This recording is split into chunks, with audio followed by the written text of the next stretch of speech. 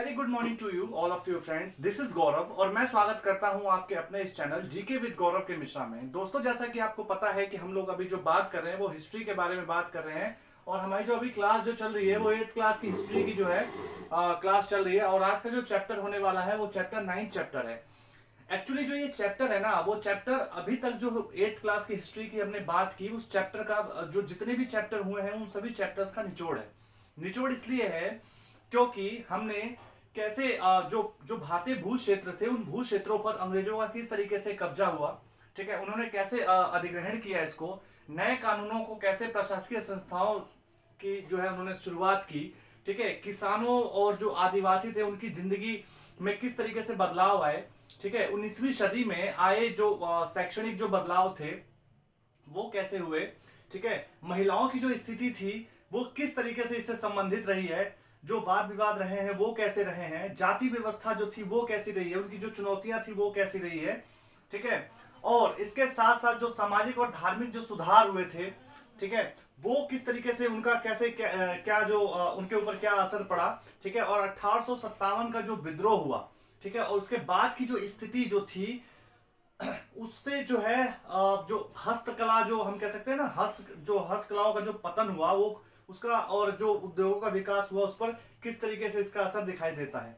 इन सभी मुद्दों के बारे में हमने जो है पिछली कक्षा में चर्चा की है, ठीक है, और इसके साथ साथ हमने यह भी जानने का प्रयत्न किया कि किस तरीके से अंग्रेजों के आने के बाद जो रोजमर्रा की जिंदगी थी उसमें किस तरीके से बदलाव हुए हैं।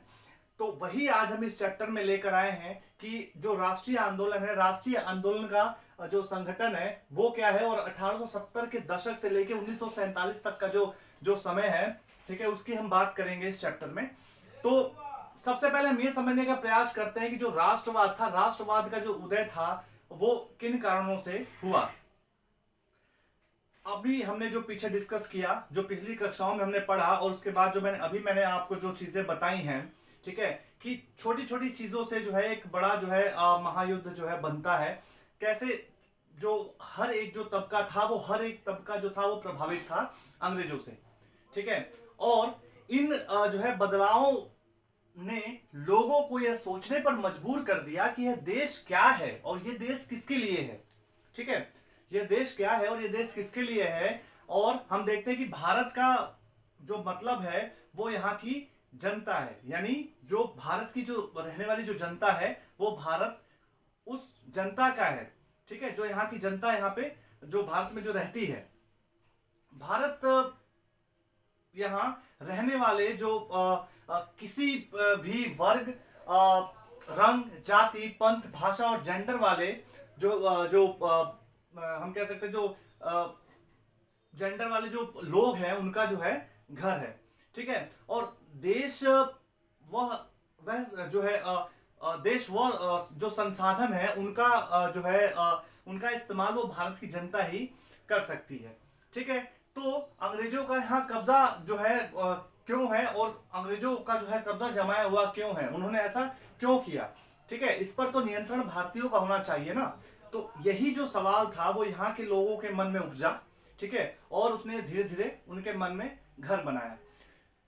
जो हमारे क्रांतिकारी थे उन्होंने इसके लिए हम अब आगे जो बात करने वाले हैं, क्रांतिकारी जो हमारे जो रहे हैं वो किस तरीके से हमारे देश के लिए उन्होंने लड़ा और किस तरीके से उन्होंने यह बताने की कोशिश की कि जो भारत है वो भारतवासियों का है, वो भारत के लोगों का है, ठीक है। ये चेतना जो है 1850 के दशक में हम देखते हैं कि एक जो है राजनीतिक संगठनों के साथ जो है दिखाई देती है और 1870 व 80 के दशकों में बने राजनीतिक संगठनों में यह चेतना जो है और जो है तेजी से जो है विकसित होती है, ठीक है, और इनमें से ज्यादातर संगठनों की जो बागडोर वो जो बागडोर थी वो वकील जो थे और अंग्रेजी शिक्षित जो पेशेवर थे उनके हाथों में थी, ठीक है। और इसमें हम देखते हैं ना कि कई जो है संगठन भी बने, ठीक है, संगठन कौन कौन से, तो पूना सार्वजनिक संगठन था, इंडियन एसोसिएशन था, हम देखते हैं इसके साथ साथ मद्रास जो है महाजन सभा था, बॉम्बे रेजिडेंसी एसोसिएशन था, और भारतीय राष्ट्रीय कांग्रेस आदि इस तरह के प्रमुख संगठन थे। संगठन जो थे ये वो देश के खास हिस्सों में काम कर रहे थे। ये जो अलग अलग जो जितने भी संगठन मैंने बताए, ये सभी संगठन अलग अलग देश के अलग अलग हिस्सों में कार्यरत थे, कार्य कर रहे थे। ठीक है, भारत के सभी लोगों का लक्ष्य जो था वो इस तरह के जो चीजें थी ना, वो अपने लक्ष्य को लोग जो है पाना चाहते थे। एक उन्होंने लक्ष्य बनाया हुआ था। ठीक है, और लोग चाहते थे कि वो संप्रभु हों। संप्रभु का मतलब होता है कि बाहरी जो हस्तक्षेप होता है ना, बाहरी हस्तक्षेप के बिना स्वतंत्र रूप से जो है अपने कदम उठाने की क्षमता को हम कहते हैं संप्रभु। ठीक है, तो लोग ये चाहते थे कि बिना किसी बाहरी दबाव के या बिना किसी बाहरी हस्तक्षेप के लोग जो है अपने जो है संप्रभु की रक्षा कर सकें। ठीक है, तो और उनको फैसले लेने की आजादी होनी चाहिए, क्योंकि ये देश उनका है और इस देश में उनको कैसे रहना है और कैसे अपना जीवन व्यतीत करना है वो टोटली उनके ऊपर डिपेंड करता है, उनके ऊपर निर्भर करता है। ठीक है, उसके बाद हम बात करते हैं कि जो अभी हम राष्ट्रवाद के उदय की बात कर रहे हैं। ठीक है,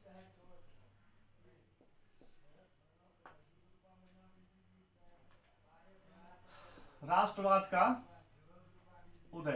तो पहले जो है हम बात हमने अभी की है कि किस तरीके से जो है 1850 के आसपास का उदय हुआ। 1850 के आसपास का उदय हुआ। अब हम बात करेंगे 1870 से 1880 का दशक। मैंने आपको बताया कि किस किस तरीके से कौन कौन से जो संगठन थे इसमें कार्यरत थे और किस तरीके से उन्होंने संप्रभु की मांग की थी। और 1870 और 1880 के जो दशक था उसमें किस तरीके से चीजें सामने आई। जो असंतोष फैला था वो असंतोष और ज्यादा तेजी से जो है इसमें फैलने लगा इस समय। क्यों? उसका कारण यह था कि 1878 में एक आर्म्स एक्ट पारित किया गया। 1878 में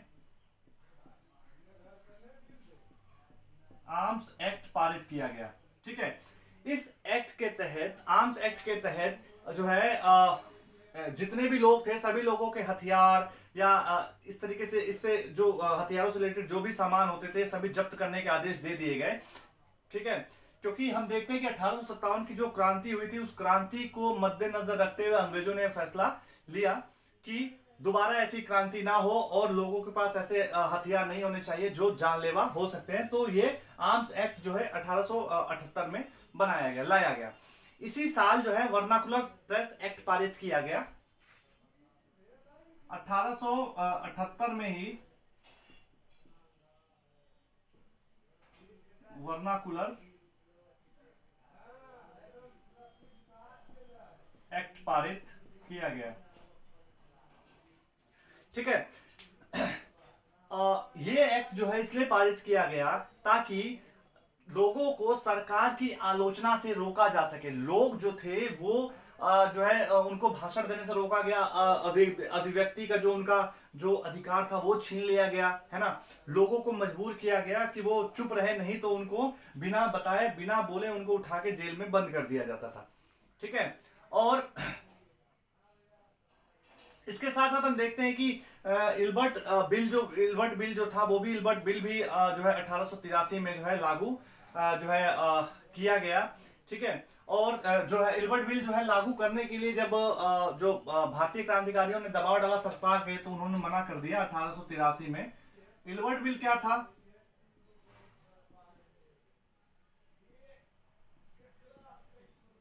इसको जो है लागू नहीं किया गया।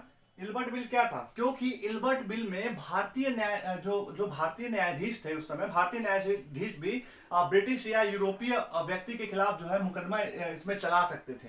ठीक है, मुकदमा चला सकते थे और भारत में काम करने वाले जो अंग्रेज थे और जो भारतीय जो न्यायाधीश जो थे उनके बीच समानता बनी रहे, इसके लिए जो है ये बिल लाया जाना था, लेकिन इसके लिए अंग्रेजों ने मना कर दिया। तो इससे साफ पता चलता था कि उनका रवैया क्या है। अंग्रेज नहीं चाहते थे किसी दबाव में रहना और किसी दबाव में रहकर वो काम करना नहीं चाहते थे।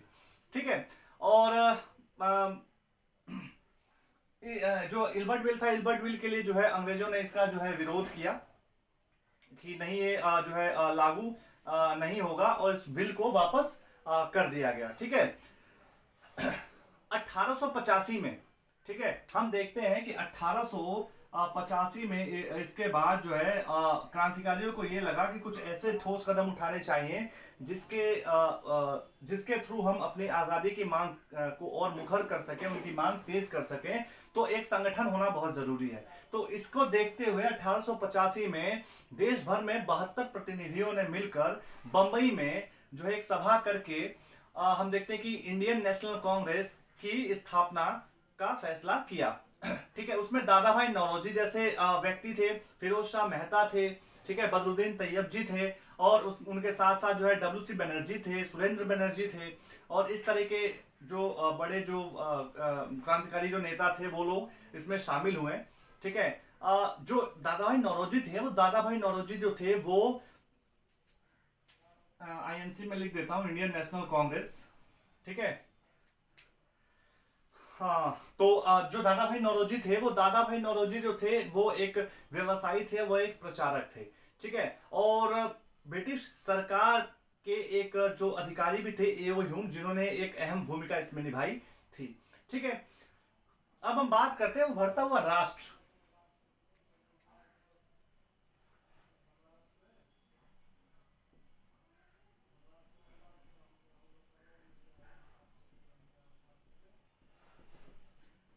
उभरते हुए राष्ट्र के बारे में बात करते हैं। ठीक है, हम देखते हैं कि कांग्रेस जो थी, कांग्रेस ने सरकार व शासन में भारतीयों को जगह दिए जाने की मांग की थी। ठीक है, कांग्रेस का आग्रह था कि विधान परिषदों में भारतीयों को ज्यादा से ज्यादा जो है उनको जगह दी जाए, परिषदों को ज्यादा अधिकार दिए जाए। ठीक है, और जिन प्रांतों में परिषदों की जो है जो उनका गठन नहीं हुआ था, उन प्रांतों में उनका गठन हो। ठीक है, कांग्रेस चाहती थी कि सरकार में भारतीयों को ऊंचे पद दिए जाएं। ठीक है, कांग्रेस क्या चाहती थी कि सरकार में भारतीयों को ऊंचे पद दिए जाएं। सिविल सेवा के लिए लंदन के साथ साथ भारत में भी जो है एग्जाम जो होते थे वो कराए जाएं।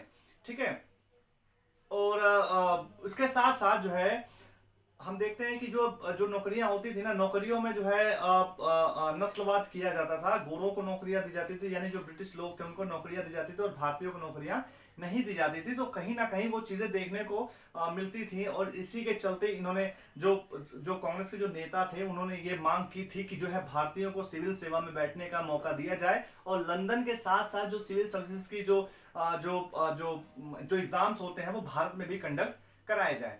ठीक है, तो उन्होंने इसके लिए जो है अपनी जो है मांग को रखा। ठीक है, इसके साथ साथ एक चीज और थी कि जो ब्रिटिश जो थे ना, वो यहाँ पर तो कमाते थे, लेकिन वो ज्यादा उसका जो पैसा था ना, वो पैसा अपने विदेशों में भेजना शुरू कर देते थे। जाहिर सी बात है भाई, कोई भी कहीं अगर कोई विदेश में भी कमाता है तो अपने पैसा अपने देश ही भेजेगा। तो वो क्या करते थे कि वो अपना पैसा ज्यादा ज्यादा जो पैसा होता था वो अपने देश में भेज देते थे, जिसकी वजह से यहाँ पे जो है जो इसका काफी विपरीत जो है स्थिति देखने को मिलती थी। यहाँ के जो पैसे उठाते थे वो वहां भेज देते थे। ठीक है, तो इसको भी रोका जा सकता था इसके थ्रू, जो नस्लवाद था उसको, नस्लवाद को कम करके या नस्लवाद को खत्म करके। ठीक है,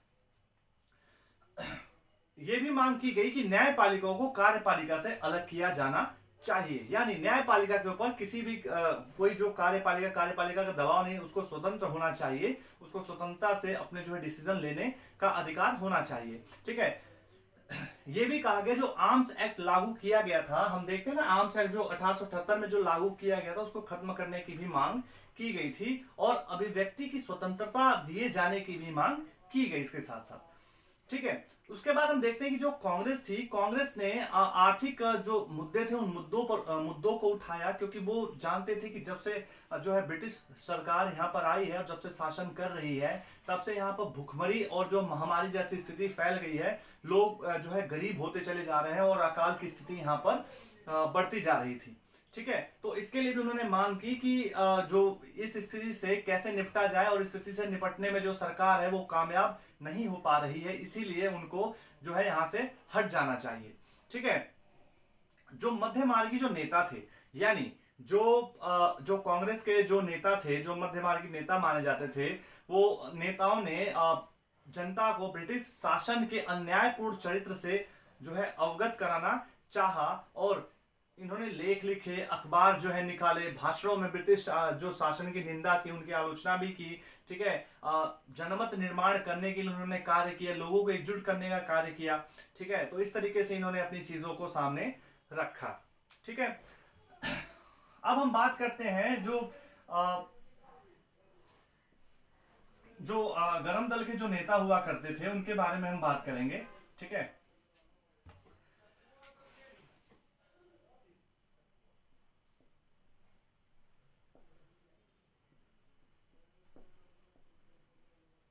स्वतंत्रता हमारा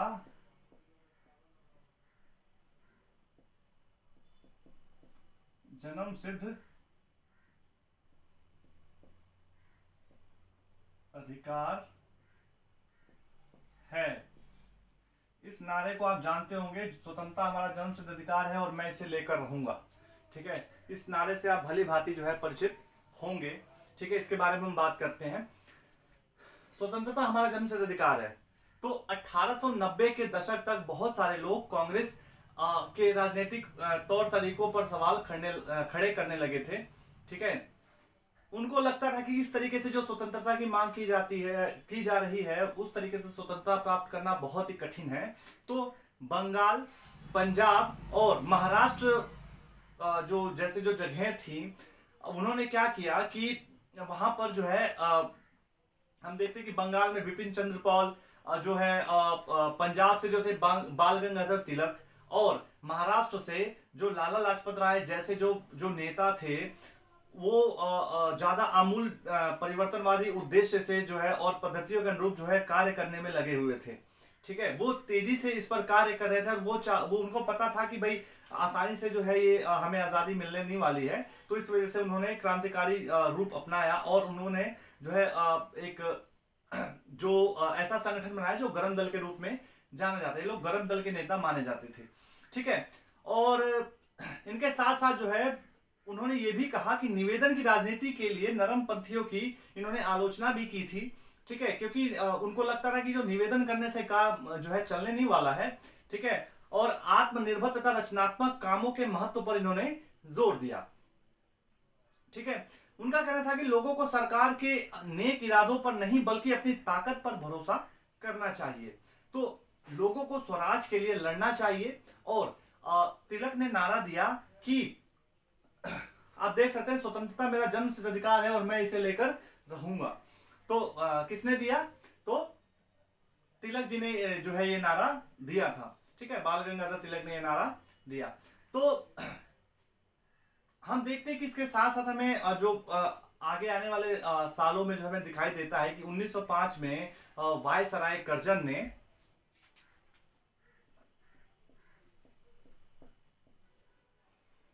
बंगाल विभाजन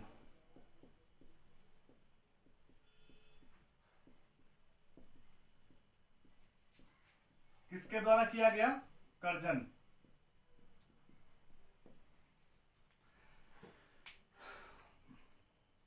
कर्जन के द्वारा ये किया गया।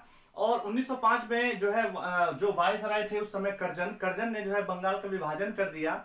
और ब्रिटिश भारत का, हम मानते हैं कि जो उस समय जो था ये ब्रिटिश भारत का बहुत बड़ा जो है जो प्रांत था, इसमें जो है बिहार के भी कुछ हिस्से थे और उड़ीसा के भी कुछ हिस्से उससे शामिल हुआ करते थे। ठीक है, और इन्होंने जो बात कही थी वो ये कहा था कि प्रशासनिक सुविधा का जो है इन्होंने हवाला दिया। प्रशासनिक सुविधा की बात कहते हुए जो है इसका जो है इन्होंने विभाजन किया था।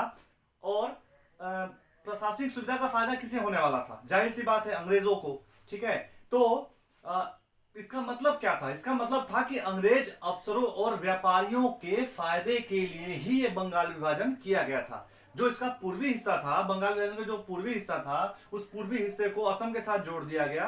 ठीक है, और जो पश्चिमी हिस्सा था उसे अलग कर दिया गया। ठीक है, और हम इसके साथ साथ ये देखते हैं कि इसका जो व्यापक तौर पर जन विरोध किया गया, जन विरोध हुआ व्यापक तौर पर, जनसभाएं की गई, जुलूस निकाले गए। ठीक है, और जो जो जो अंग्रेज जो थे, अंग्रेजों की आलोचना, इसमें काफी आलोचना की गई।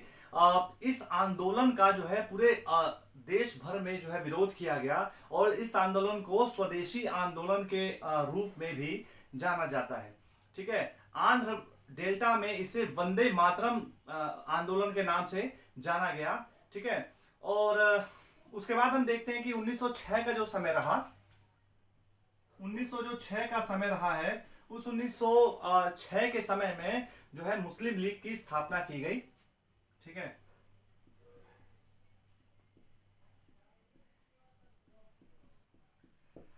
मुस्लिम लीग की स्थापना की गई थी। कहां की गई थी? तो ये ढाका में की गई थी।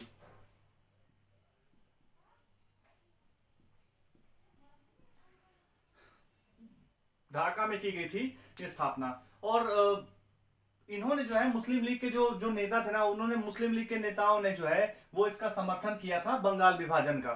ठीक है, तो लीग ने जो है मुस्लिमों के लिए अलग एक जो है जो निर्वाचिका थी, उस निर्वाचिका की इन्होंने मांग की थी। और हम देखते हैं कि 1909 में जो ब्रिटिश सरकार थी, ब्रिटिश सरकार ने इनकी मांग मान ली। परिषदों में हम देखते हैं, परिषदों में कुछ सीटें जो है मुसलमानों के लिए जो है आरक्षित कर दी गई, जिनमें जिन सीटों पर जो है मुस्लिम मतदाता ही जो है मुस्लिम मतदाताओं को ही चुनकर भेजा जाता था। ठीक है, उन्हीं उन्हीं उन्हीं जो मुस्लिम मतदाताओं को चुनकर उस सीट के लिए भेजा जाना था। और 1960 में हम देखते हैं कि 1960 में कांग्रेस टूट गई थी। ठीक है,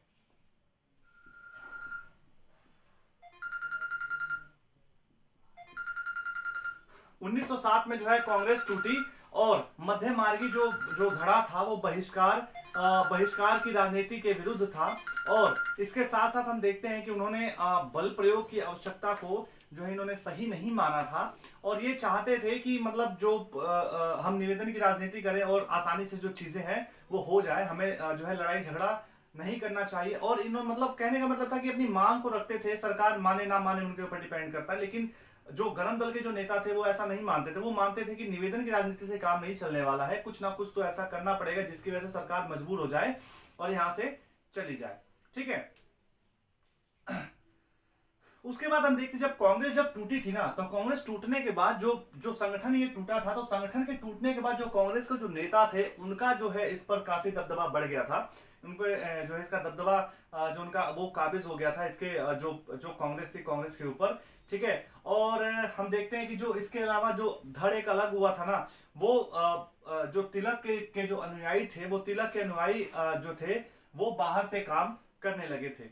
दिसंबर 1915 में हमें देखने को मिलता है, दिसंबर 1915 में हमें देखने को मिलता है कि एक बार फिर से ये जो धड़ा था ना, ये जो कांग्रेस और जो इससे जो टूटे हुए जो लोग थे, जो एक जो गरम दल के जो नेता थे, वो नेता एक बार फिर से एकजुट होते हैं। ठीक है, और उसके साथ साथ जो है हम देखते हैं कि ये दोनों एकजुट हुए और एकजुट होने के बाद जो है हम देखते हैं कि 1916 में कांग्रेस व मुस्लिम लीग के बीच ऐतिहासिक लखनऊ समझौता भी होता है। ठीक है, लखनऊ पैक्ट कब होता है? 1916 में लखनऊ समझौता हुआ। ठीक है, जब 1915 में कांग्रेस और जो इससे अलग हुई जो नेताओं की जो फौज थी, वो एक बार फिर से दिसंबर 1915 में कांग्रेस और वो नेता एक बार फिर से एकजुट होते हैं और 1916 में लखनऊ पैक्ट होता है कांग्रेस और मुस्लिम लीग के बीच। और इन दोनों जो दोनों पार्टियां थी, कह सकते हैं दोनों पार्टियां थी या दोनों जो संगठन थे, वो दोनों संगठनों ने मिलकर देश के जो है देश में प्रतिनिधिक सरकार के गठन के लिए काम करने का फैसला किया। ठीक है, अभी हम जो है इसमें इतना बात करेंगे क्योंकि ये जो क्लास है काफी लंबी होगी। इसके अगर वो सारी चीजें अगर हम जोड़े तो मैं चाहता हूं कि जो चीजें हैं एक एक करके हम समझेंगे तो उसको ज्यादा आसानी से समझ पाएंगे। टाइम टू टाइम अगर हम समझेंगे तो अच्छे से समझ पाएंगे। ठीक है, तो आगे जो इसका जो पार्ट एक और सेकंड आएगा। ठीक है, और सेकंड पार्ट में हम बात करेंगे कि जन राष्ट्रवाद का उदय कैसे होता है। ठीक है, महात्मा गांधी का आगमन होता है। ठीक है, उसके बाद जो है हम रॉलट एक्ट के बारे में बात करने वाले हैं। उसके बाद खिलाफत और असहयोग आंदोलन के बारे में बात करने वाले हैं। ठीक है, उसके बाद हम दांडी मार्च के बारे में बात करने वाले हैं। साइमन का जो आगमन हुआ वो कब हुआ, उसके बाद जो है सरकार बनती है, कैसे बनती है, जो भारतीय सरकार बनती है। फिर उसके बाद जो है भारत छोड़ो आंदोलन और 1947 तक जो है, जैसा कि आप देख सकते हैं, उसके बारे में हम बात करने वाले हैं। ठीक है, तो अभी इस क्लास में इतना ही। ठीक है, हम फिर हाजिर होते हैं एक सेकंड पार्ट के साथ इसमें। ठीक है, तब तक के लिए आप हमारे साथ बने रहिए और देखते रहिए हमारे चैनल को, और चैनल को लाइक, सब्सक्राइब और शेयर करना ना भूलें। अच्छा लगे तो जरूर करें, शेयर करें, ठीक है, लाइक करें। और इसके साथ साथ जो है आप अगर आपके कोई क्वेश्चन है या कोई क्वेरी है तो आप पूछ सकते हैं। अगर किसी चीज में कंफ्यूजन है या कोई आपको लगता है कि भाई वो चीज अगर सही नहीं है, गलत है, तो भी आप वो क्वेश्चन पूछ सकते हैं। ठीक है, हम जरूर उसका रिप्लाई देने की कोशिश करेंगे। तो अभी के लिए इतना ही, फिर हाजिर होते हैं एक नई क्लास के साथ। तब तक के लिए आप हमारे साथ बने रहिए। ठीक है, बहुत बहुत धन्यवाद, नमस्कार। उम्मीद करता हूँ सभी लोग स्वस्थ होंगे, मस्त होंगे, अपनी पढ़ाइयों में लगे होंगे। तो अभी मौसम बहुत अच्छा है। ठीक है, तो फिर हाजिर होते हैं एक नई क्लास के साथ। तब तक के लिए नमस्कार, धन्यवाद।